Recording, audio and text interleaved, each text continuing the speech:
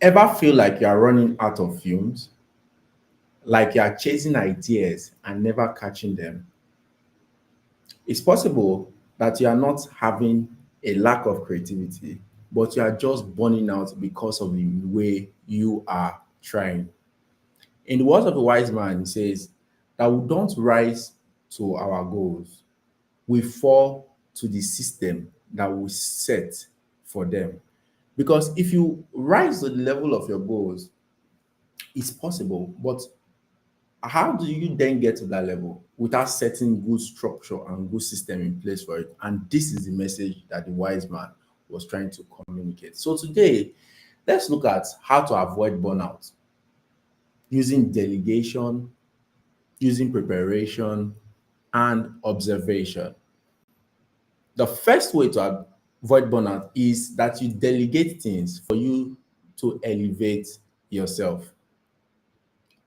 One thing that you must know is that as a founder, as a creative, you can't do everything by yourself. In fact, I myself, as a founder, I remember when I took a course on delegation, learning systems and structure, I had to start learning how to delegate the 96% of things that happen in the company, while I focus on just the 4% of what happens in the company to ensure that I'm extremely efficient and effective for my team, performing my duties of networking, raising funds, and re-strategizing for the team. You cannot be the one that is involved in writing, script generation, strategizing. It means that you will be draining every energy in you that is fueling your creativity. So, what do you need to do? You need to outsource it, you need to automate it, and you also need to trust your team. The reality is that creativity thrives when you have a space to think, to dream, and to innovate. So, what's the second thing that you can do to avoid burnout? That second thing is to prepare. In the words of a wise man, he says that preparation is the attitude of professionals. You must ensure that you are preparing one day before your event or before whatever you are doing.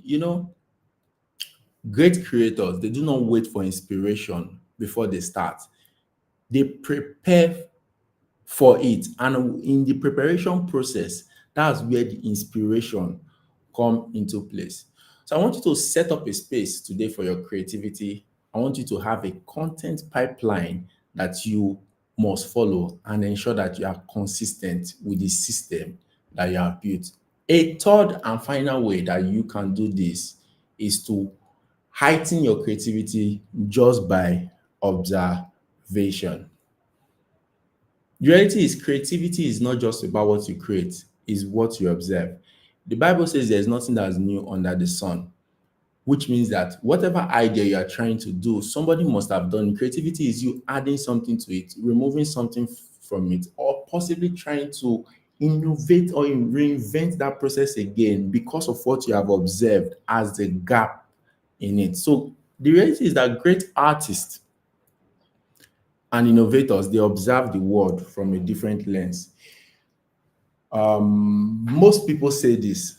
Most people say this that many have eyes, they see with their eyes, but the reality is that they are blind because they are not observant enough.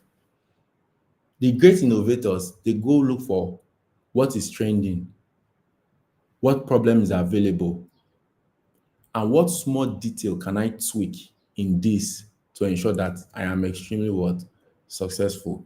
Someone like Steve Jobs, he didn't just make a phone, he invented an experience. Someone like Picasso, he didn't just paint pictures, he reinvented and showcased perspectives. Someone like Elon Musk did not just make self-driving cars or electric cars, he ignited a revolution. And this is because they were able to observe the world from a what? From a different lens. This is it. You do not need to force creativity. You need to create space for creativity. And burnout is the enemy of innovation. I want you to start delegating, start preparing, and observe the world around you. Drop a comment, Creative Friday. on this video, and next time we'll be seeing you at same time on Friday. Until then, stay good, stay bold, stay innovative, stay creative. See you.